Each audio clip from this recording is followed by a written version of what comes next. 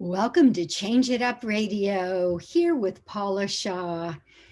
So happy to have you with me this evening because we are going to be getting into something very new and very exciting. I have developed a new process that I call genetic soul release.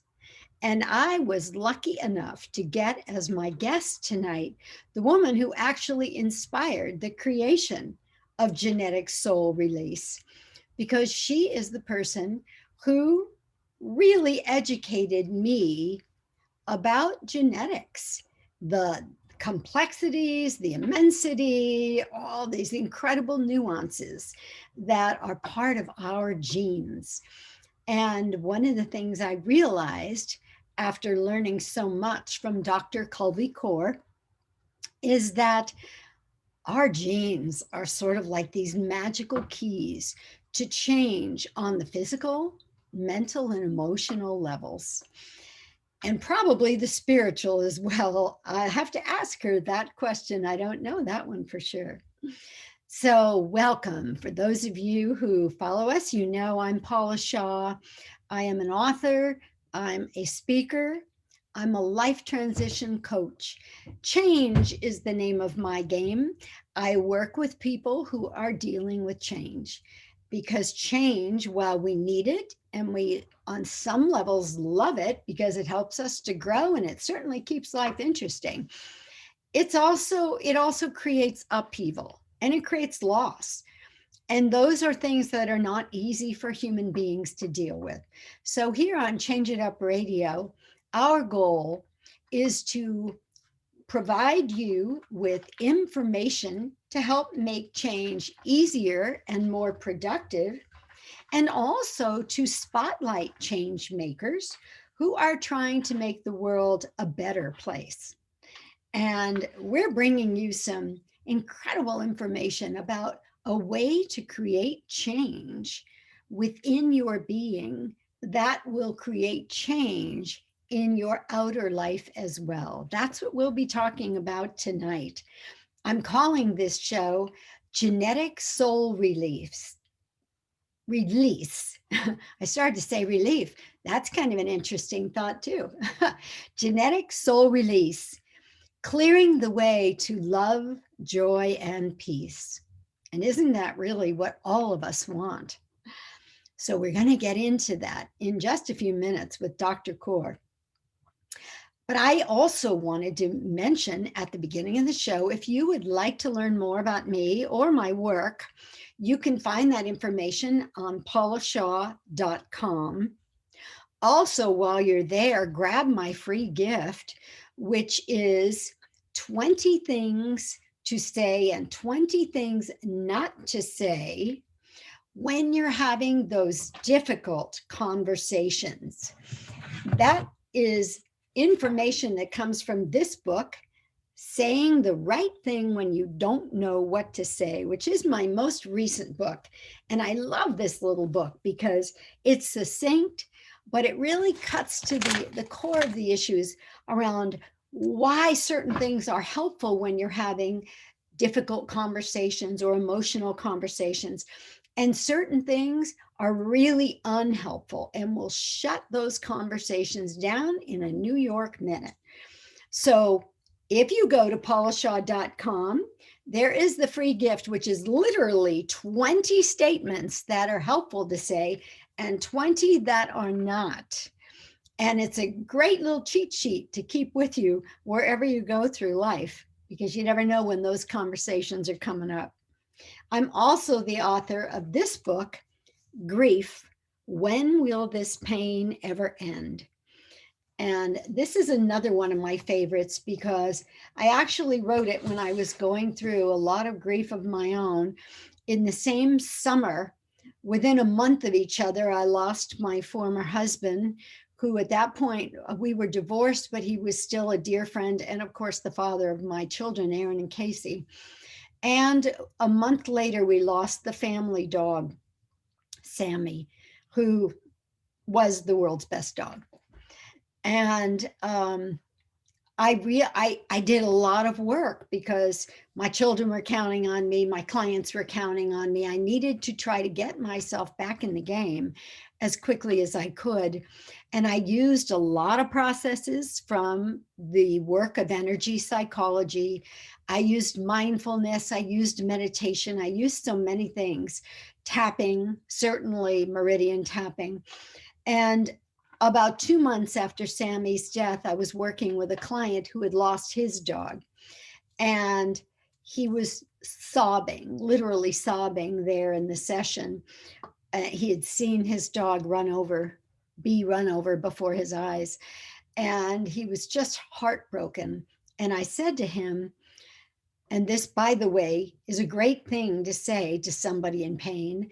I said, I don't know exactly how you feel, but I have some idea because I too lost my beloved dog. And he said, really, when? And I said, 2 months ago. And I was clearly in pretty good shape. I could talk about it. And he looked at me very suspiciously and he said, are you on meds? And I said, no, I'm not.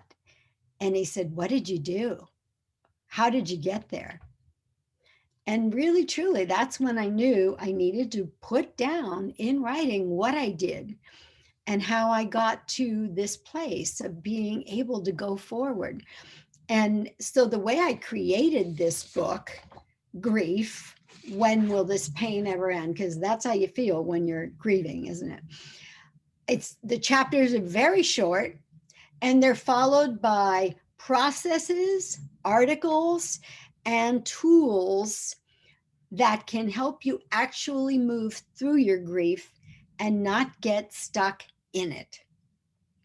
So this, again, is one of my other favorite books. And the other one I don't have right in front of me here, doggone it. I thought I did, but it's called Chakras, the Magnificent Seven. And that is the other of my 3 books. So if you want to learn more about those books, you can get that info, also a link to Amazon to buy them if you choose to, all on my website, paulashaw.com. And if you would like to learn more about this radio show, hear past shows, because, we've had some amazing people on this show sharing fabulous information.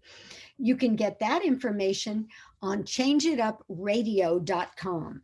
There's also information there about being a guest or a sponsor of this show, if that should be something you would be interested in. So please check out our websites. We also have a great Facebook page for Change It Up Radio and an Instagram page. And we are, as most of you know, on every major podcast platform out there. So not hard to find us. If you know Alexa or Siri, they can find us. So please check out past shows because we really endeavor here to bring you quality information, to bring you information to help make change smoother and more productive for you. So tonight, as I said, we're talking about something that I have created, again, with the goal of making change smoother and more productive for the people that I work with, the people that I reach through my show. And that process is called genetic soul release. So let me tell you a little bit about what's the backstory here. So the backstory is, you know how we all have those behaviors that baffle us? Like we hate ourselves every time we do it and we go, I'm never going to do that again. Or, God, I opened my mouth and my mother came out and I swore I would never do that. Or you keep repeating the same painful, negative, unproductive pattern over and over and over again. Or maybe you're stuck in addictions that you don't really get, you don't really want, and yet they seem to be very, very difficult to move past. Well, there's a reason. There are basically 3 reasons for all of the behaviors and patterns that we fall into. And I'm primarily focusing on the ones that are negative, because the good things that we do, we love ourselves for, right? And we don't want to get rid of those. We don't want to clear that away. We want to enhance those. However, the problematic ones usually have their origin in one of three places, or perhaps all three, or two of the three.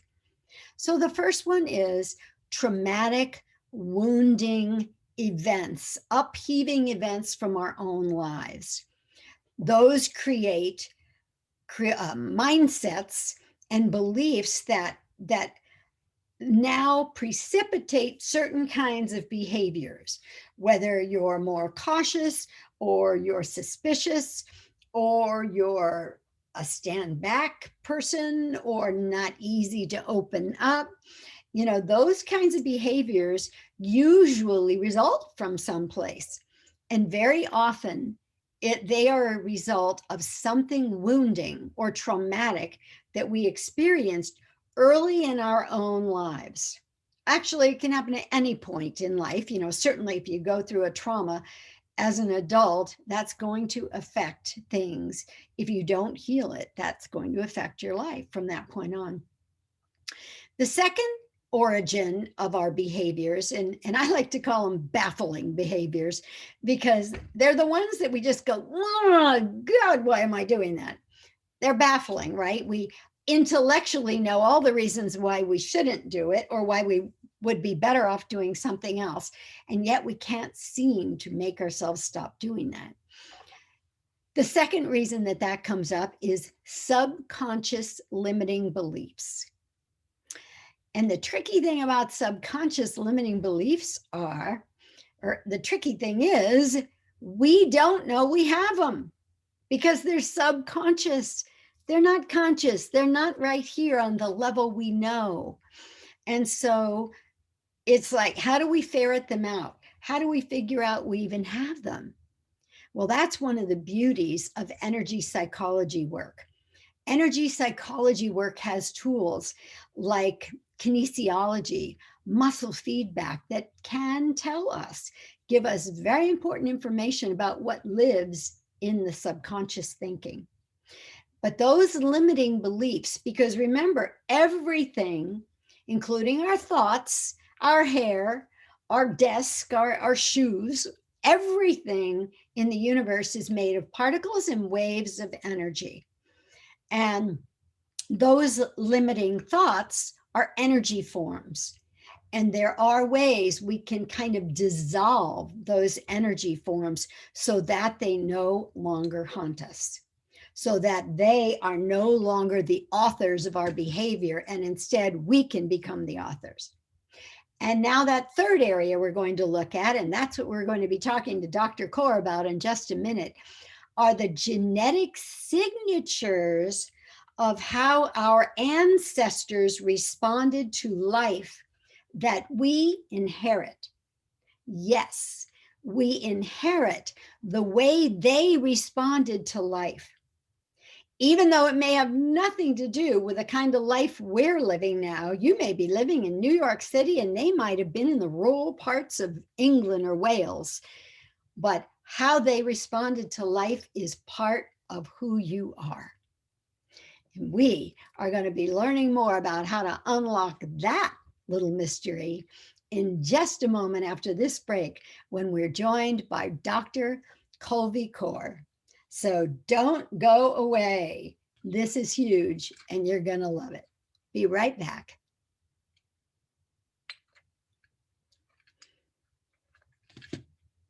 Okay.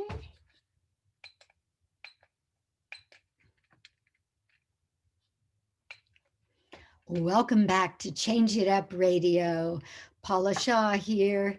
I'm so glad that you are with us for this show, because we're going to be unlocking some secrets of the universe. Actually, the universe within us that we know as our genetics. And joining me in this segment is somebody who I consider one of the most brilliant people on the planet. But let me tell you a little bit more about her before I bring her on.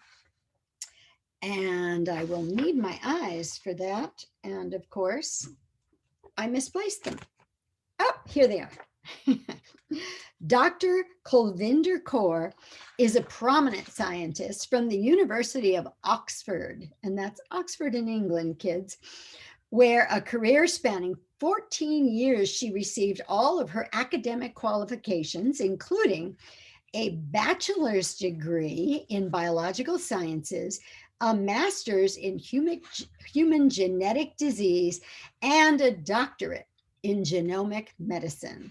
Culvey's postdoctoral research pioneered the use of disruptive technologies to enhance the healthcare industry, and she's best known for major breakthroughs in fertility, heart disease, and cancer research.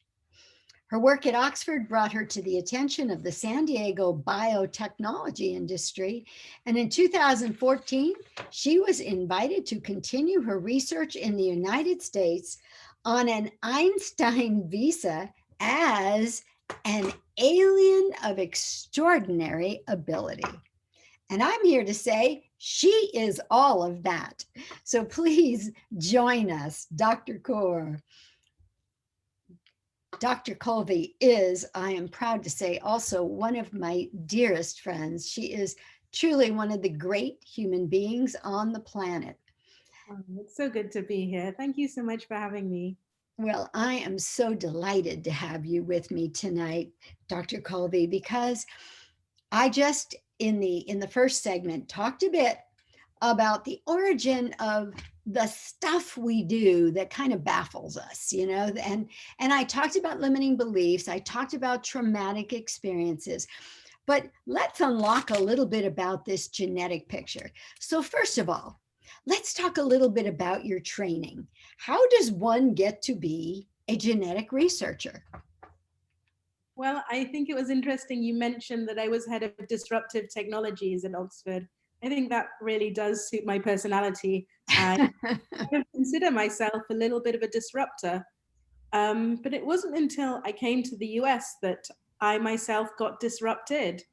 Um, Mm, I remember it very well. I remember first really discovering the integrative medicine community, and then it really shifted my perspective on what I had done at Oxford and what I had understood to be um, the prevailing science of the time at Oxford, and how mhm. that prevailing science could really be combined with some of the ancient wisdom technologies that I was being introduced to that had really had a very disruptive impact on my life, that had been hugely healing for me, healing of aspects of my life that I hadn't even known needed healing, but my life after experiencing them was so much more open. I was so much more free. I was so much more Mm. available to the magic and the mysteries of the universe. Wow. And what kind of ancient wisdom practices are you talking about? Would that be like yoga or meditation or that kind of thing?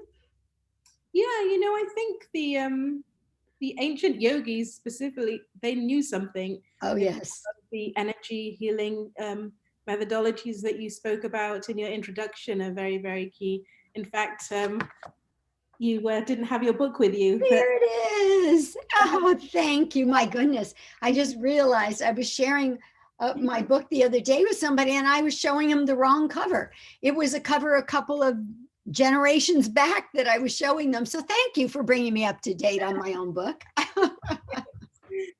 chakra healing. I'm a Ah, yoga teacher. I teach both hatha and kundalini yoga. But really, I think if I were to condense ancient wisdom technology into one word, it would be love. It's mm, the most powerful healing beautiful. in the universe, and I think that accessing our capacity to love is and our, is what really really brings us to wholeness. I love that. That's beautiful. So I want to get a teeny bit more technical for a minute here. You know, we all talk about genes very, very commonly and openly, but what actually is a gene, Dr. Kaur? What is a gene? Well, the formal definition of a gene is the unit of our DNA that can transform itself into a protein. And our protein is what gives us our physical form. So Ah. I remember reading the textbook definition for my exams at high school. A gene is a unit of DNA that can form a protein, and not really fully understanding what that meant myself. But Mhm. oftentimes, genetics has really been defined by our physical form. So Right. even though we have um, 90% of our DNA actually doesn't code for a protein, so isn't defined as a gene. Um, we really define our work or our geneticists work by that less than 10% that gives us our physical form. And so a gene is just the unit of DNA that gives us our physical form, or that can make a protein that will then turn into something physical. So when you say, can we use the word gene and DNA interchangeably? Are they the same thing? No, not really. So gene is a part of the DNA. Ah, got it. Very And small. is the DNA the strand that we've all seen pictures of? Absolutely. So the gene is just a teeny part of our DNA. Ah, That's really what fascinates me, actually, is what about the rest of the DNA that we don't call a gene? yes. And and only fairly recently, if I remember correctly, through the field of epigenetics, right? Because epigenetics is sort of like beyond the gene, right? What the other stuff that's in there that Yeah. you're busy looking at actually. Um, and because I think we all relate to genes as to determining our eye color, our hair color, curly, straight, that sort of thing, the shapes of our bodies, shapes of our noses.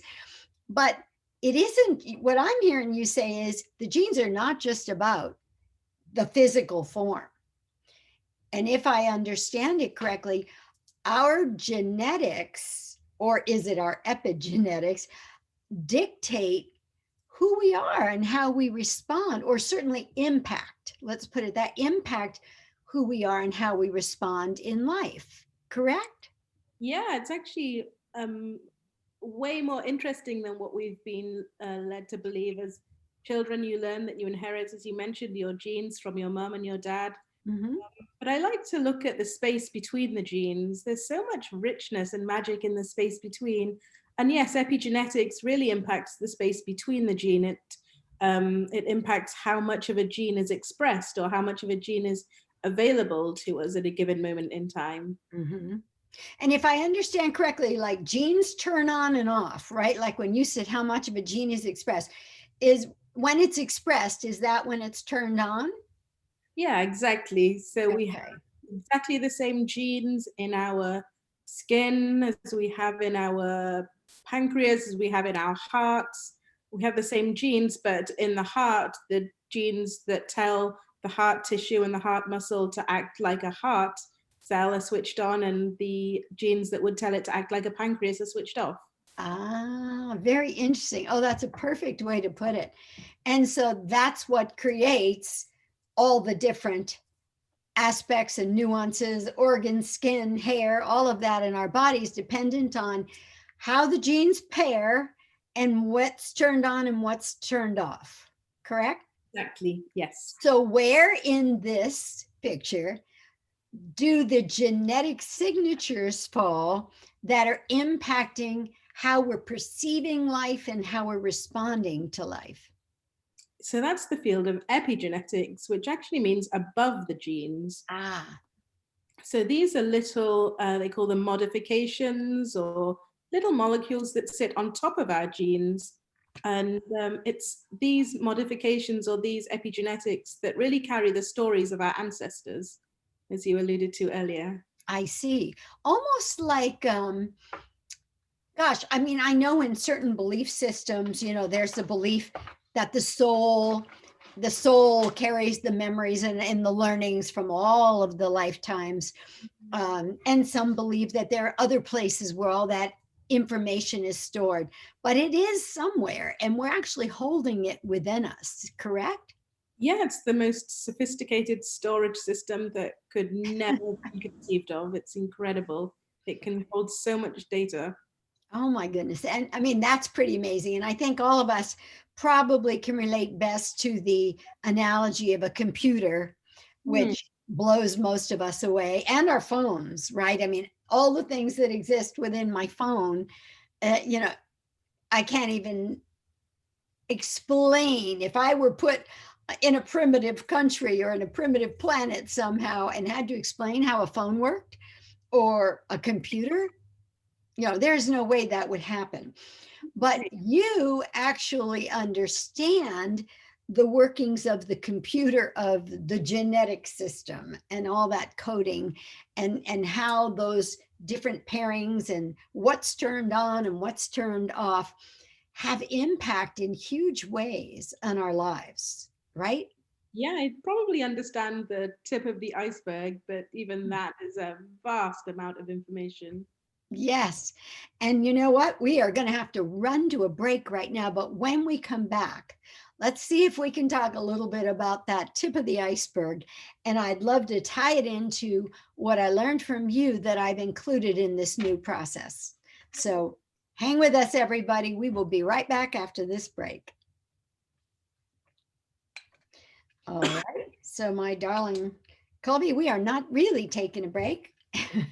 So if you're ready, I'm ready. We'll just come on back. I think a sip of water is a good idea. Mhm. Okay.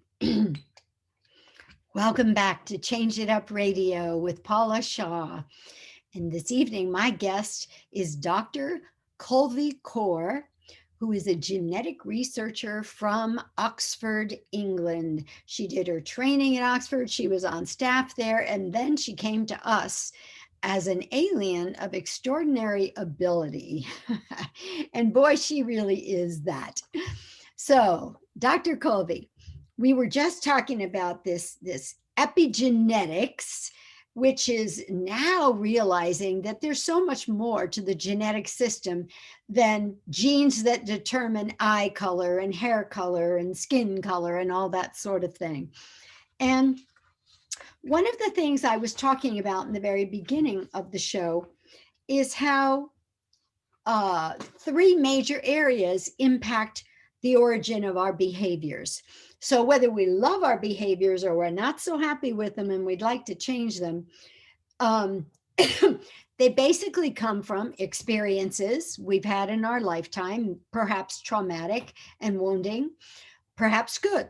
Good experiences create great behaviors. They also stem from limiting subconscious beliefs. And one of the things about those subconscious beliefs, like everything that's made of energy, they put out a vibration. Mhm. And that vibration is going to be met by an energetic vibrational match. And so what happens is, like, for example, if I am a fearful person, or I am a person who doesn't value myself, and I am putting out that wavelength, so to speak, I am going to attract people who will not value me or who will treat me as though I have no value, because that's the vibrational match to my beliefs. So we have those two areas that can create some real problems for us. But the other one that's kind of hot off the press, because we've only learned about it in recent years, is that you inherit the way great great grandma Sadie responded when the Native Americans were attacking the fort, right? Or when the way Grandpa Casey responded during the potato famine in Ireland, or whatever other things have impacted your ancestors and your culture, right? Yeah, and I often like to think of them as protective mechanisms. Our ancestors needed to keep us safe, so they needed to pass down their stories to us. Yes. Oh, I And love that analogy. That's beautiful. yeah, I think it was, I mean, it's still an act of love, but, and not but, those stories sometimes, if our environment is very different to the environment of our ancestors, might not serve us any longer. And so, what I Mm. really like to do when I'm responding or reacting actually to a situation is to ask myself, am I actually responding to the truth of this situation, or am I reacting from a story that was passed down to me to keep me safe, but that is no longer relevant to my current reality? And I think That epigenetics gives us an opportunity to do that. that is so well put, and you make that so clear. And what I really love about that is one of the steps of this process that I call genetic soul release is looking at, am I responding to something cleanly, or is there a lot of story overlay that I'm even consciously putting on it, right? But the story overlay, I believe, has its origin in the stories that live within our genetics that you're just describing. So sometimes we don't even understand where that story overlay came from or how it became part of us. And so what I do in this process of genetic soul release is take my clients through a step-by-step process. And the first 5 steps are all about the things we are discussing right now. Looking at, who are your ancestors? Mm. What did they experience? Who were Mhm. they as a people? The Germanic people, the Russian people, the Irish people, we've all experienced different stories in our histories. Mhm. I remember the first time, Colby, that you were teaching this to a group. One of the women in the group was an Afro-American woman who went, "Oh my God, I get it." And we said, "Get what?" And do you remember what she shared? Yeah, she did. She shared the story of her fear of water, as I recall. Is that Mhm. what you're talking about? Yes, that, and she said, and a lot of people in her culture, a lot of Afro Americans do not care for the beach, do not hang out at swimming pools and stuff. And it's not just about the sun. She believes it's because they were ripped away from their homes long, long ago and put on boats and carried across the waters of the ocean to a life that was filled with pain and suffering. So interesting, right? So genetically, to put it in your words, they needed to protect their progeny. And so the stories were passed down through the genetics. And so here I might be an Afro American person in 2021, not really understanding why the beach isn't my favorite place, but it may have everything to do with the fact that that was the origin of pain for my ancestors. Yeah, I think one of the beautiful things about epigenetics as well is that it's a very empowering area of science because epigenetic signatures can be changed. They're reversible. And whereas we learn that we inherit our genetics from our parents and that's our Mhm. lot in life, with epigenetics, if we become conscious of those, and we can actually physically see these stories sitting on the DNA. I mentioned them as molecules. You can Oh my actually God. detect these signatures. And so I really like to think of it as an empowering area of science where we can really start to understand actually some of these stories might not belong to me. They're present on my genetics right now. And I would like to find healing modalities, or I can have access to healing modalities that may help me to transform these stories. I Mhm. believe that that's what you're sharing. And what I love about what you're saying is that it is actually possible, though we haven't had a chance yet to do this, but I look forward to it one day. I know you and I have talked about it, that I could do a process like genetic soul release with somebody. You could do like a before picture, so to speak, or however you do that with genetics. And then we would do an after picture, and you could actually see the difference genetically, correct? Yeah, that's what I believe to be true. Yeah, and I think I've seen it with different methylation markers are what I'm specifically talking about. I don't want to get too technical, but Uh-huh. they are the little molecules that sit on the DNA and they change over the course of our lives. And so when we come into a more whole or a more realized or a more actualized or a more loving way of being, then Mhm. those genetic markers reflect that. You know, in all our lives, we've been hearing people say you create your reality. Mm, And of course, you know, my question from the beginning was always, well, how? But mm, this is like a classic way in which not only are we creating our reality, we're creating our physicality as well. We're actually changing something that's physical. And Mhm. that's what I think is the most exciting, because I know, and my clients know, when we do work together, um, you come in feeling one way and thinking a certain way, and when you leave, usually that has shifted, Mhm. because we have shifted the energy that was aligned in a certain way to create that thought form or create that behavior or that emotional feeling. But, and I do have actually pictures, thermography pictures of the heat of a person's body before I've worked on them and after that I've worked with them.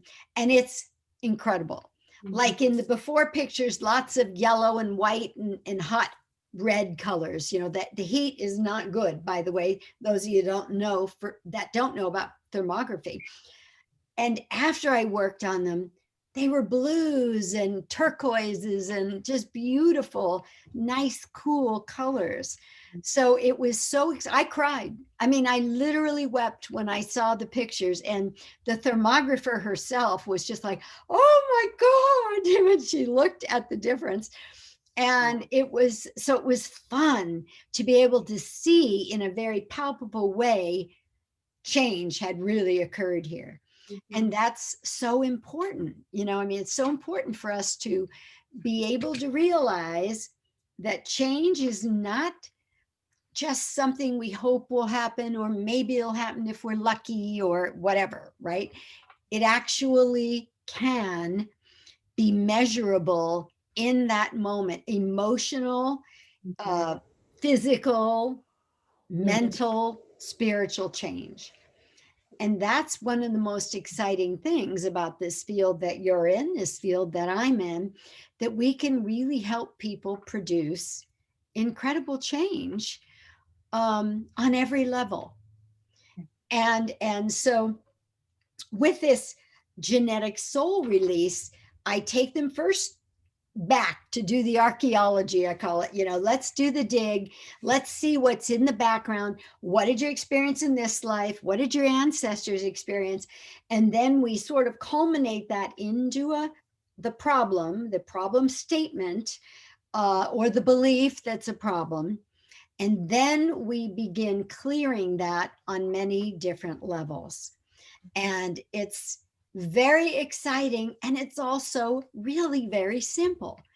It's Mhm. kind of like probably a lot of things you do. You have years and years of training that then came together and gave you an idea how to Mhm. do something that then becomes kind of land break, or what do they call it? Landmark, Groundbreaking. groundbreaking. Couldn't think of the right words. And then boom, there you are. So we need to take a little break right now, and we will be right back. All right. You know, Colby, I have actually lost track. I'm so in the conversation. That was our third segment, right? Or was it our fourth? That was our third. So we did your alone segment. And Okay. we did And this you and I did too. Okay, good. All right, here we go. statement. I mean, it's like I'm so in this other world. I'm so excited about what we're talking about. It's wonderful. It really is. Oh, and I love the way you put that. It just makes it so accessible and so wonderful. Mm. Okay, so let's come back. Here we go. Welcome back to Change It Up Radio. I'm your host, Paula Shaw, and with me on this show is Dr. Kulvinder Kaur, who is a genetic researcher from Oxford, England, and truly one of the most brilliant and loveliest, sweetest, lovable people on the planet. And I'm so blessed that she's in my life. And we are talking about, wow, we've been talking about genetics and epigenetics, and how we can now consciously intervene on them and consciously do processes that can actually change our epigenetics. Why is that interesting? Why is that cool? Because if we couldn't do that, we would be stuck on automatic pilot. Mm. And we might be always responding to life like Aunt Sadie did, or like Grandma Jones did. You know, we wouldn't get to create our lives in the way that feels really good to us. But luckily for us, we have this incredible power that has come to us through epigenetics and other kinds of processes. So, in this process I've been talking about on this show that I've recently created called Genetic Soul Release, there are steps that help move energy, shift energy, and there are steps that change the energy. And Dr. Kaur was just saying that in her genetic research, she can actually see, kind of like before and after, she can see the changes on the genes when we do this work. So if you're somebody who has been meditating for many years, Dr. Colby, if we had a before picture when they first started meditating and a picture now, 10 years, say down the road, the genetics would have changed, correct? Yeah, those papers are actually published. That work is done. There's a brilliant group out of I think it's Massachusetts that have done this research where they show long-term meditators and what their gene expression looks like versus individuals who are first being introduced to meditation. They show that their telomerase genes, which are the caps at the end of our DNA that Yes. keeps Mhm. us um, keeps us vital and healthy, are actually upregulated, and they show that genes that are associated with longevity, with telomere maintenance, with insulin production are all upregulated, and genes that are associated with fight or flight and stress response actually are shut down or down-regulated or switched off. And so this research is actually already out there. It's already available. Wow. You can see the images of the gene expression changing over the course of 15 minutes of doing a meditation, but then gradually when you become a long-term meditator, how Mhm. genes actually shift even more. And you know what I love about that? First of all, you know, I had my 70th birthday this year, and I'm happy to say that most people don't think I look 70, but I've been meditating since I was in my 20s. And I have noticed, you know, you look at the pictures of Paramahansa Yogananda and Simon, some of the people that I'm familiar with, who just still look so youthful, and you know that they are huge meditators many years down the road. I'm sure some of the yogis that you have studied, you know, or whose methods you teach, you see the same thing. Absolutely, yeah. And now I understand why. It's just exactly what you just explained. And we also all know that stress Mm-hmm. is an ager, right? And so if those stress, um what did you call them, the stress, Um, not hormones but fight or flight response genes. genes, yes, the stress, the fight or flight response genes, if they're down regulated, obviously they're not going to be impacting even the physical in the same way, correct? Exactly, yeah. Yes. So this world of genetics, I mean, I feel like there's this golden door just opening, and there's so many things available to us because I don't think, and you please correct me if I'm wrong, but I don't remember. I mean, I've been on this planet a while longer than you have, and I don't remember people talking about genes even 20 years ago, except as determinants of hair color, eye color, that sort of thing. I don't, when, or maybe you can tell me, when did they discover the correlate between your genes and your behaviors and your thoughts? You know, it's probably only been in the last 10 years that it's become a formal area of study. I think before then, I mean, for thousands of years, as we know, there have been ancient wisdom practitioners and ancient texts that have spoken to this, but as a scientific endeavor, it's only really been in the last 10 years that it's been understood. And so when we do things like eating good food and exercising, getting good sleep, meditating, Are those things actually changing the genes? Yeah, I think one of the interesting things about what you just said is that all of those things make us feel good. Hmm.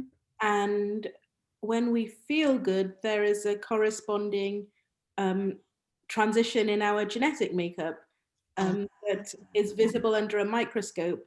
But that doesn't supersede the fact that it makes us feel good. I always like to emphasize that. It's wonderful to be able to see it under the microscope. I mean, it's fun. It's what I do. And yet that essence of feeling better or feeling good when you meditate or when you eat good food or when you exercise is still the most important aspect of what we're talking about. It's the epigenetics is cool because it allows us to have a piece of paper that tells us that we feel good. But Right. that healing is really inside of us, is really a part of us, and is really, I mean, it's wonderful when we are so in touch with our feelings and so in touch with ourselves that we don't need a piece of paper to tell us that we now, our methylation profile is now much more in line with somebody who's in their 20s versus somebody who's in their 120s. Yes. Yes. I love that. And I think that's absolutely true. I mean, we all know when we are like our best self, right? Living our best life because it feels good physically, it feels good emotionally. It's sort of like dancing on a cloud, when we are in that sort of a space. Mhm. And yet I agree with you. It's kind of fun to know, especially like with my clients, sometimes people come in and they know something about energy work and that's why they've sought me out. And Mhm. sometimes they don't know anything. And so as I'm trying to educate them that we're actually doing something here, when we shift energy, this is not just, okay, you're going to say these certain words. No, you're actually shifting energy. And so sometimes it's really helpful to be able to have that sort of before and after look at it so they can see something kind of more concrete. Yeah. But I think that it really comes back to what you just said. What means the most to them is when they can say to me a week later, "Oh my God, this whole week was so great. Like Yeah. I was able to just be really okay and listen when my husband was critical, and I wasn't upset with my children, and they're really living it, Yeah. and then it comes to life for them in a whole different way." Mm. Exactly. 100%. Yeah. Then we're not just looking at an area of science. One of the things I thought about today, Colby, I was thinking about the concept of fate. And I wonder if maybe fate, that whole concept began because we didn't have the knowledge we have today. We didn't have the tools. We didn't know that if we don't like the way things are in our lives, we can do some work or implement some tools or change modalities or diet or what processes we use and actually change our reality. So, fate, I think, was kind of a natural belief back in the day when we just thought everything was happening to us. We didn't know it was happening for us or that we could actually impact it. Yeah.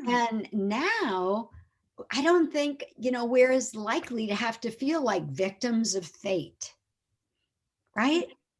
Yeah, I think there was a point, and I don't know when that point in our human history was, but there was a point in our human history when we started to feel more like victims than conscious creators of our lives. And Mhm. I think actually, though, our natural state really is to be conscious creators of our lives. It's just not just, I mean, the hurt and the pain of some people's ancestral belief systems and the fear signatures are so deeply ingrained that they've lost touch with that part of themselves that enables them to know that they have so much more available to them.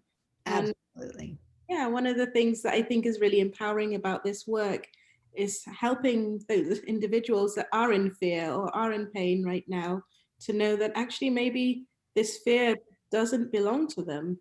Maybe this pain isn't theirs. And maybe with that understanding, they can start releasing that or start seeking out those modalities that will help them to shift those patterns that were originally created to support them and keep them safe, but are now hindering them and now not enabling them to live their Yes. fullest. Yes.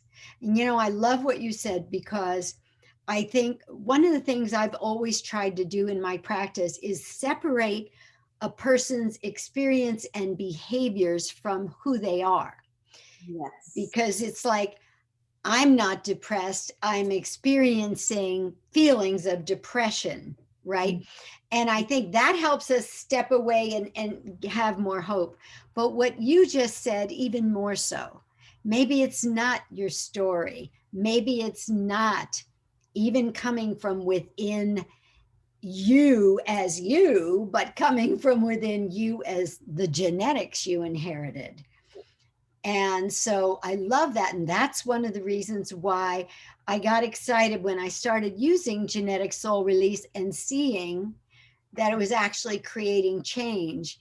Because what I hear you saying is there's nobody and nothing that makes us stuck with Right. anything.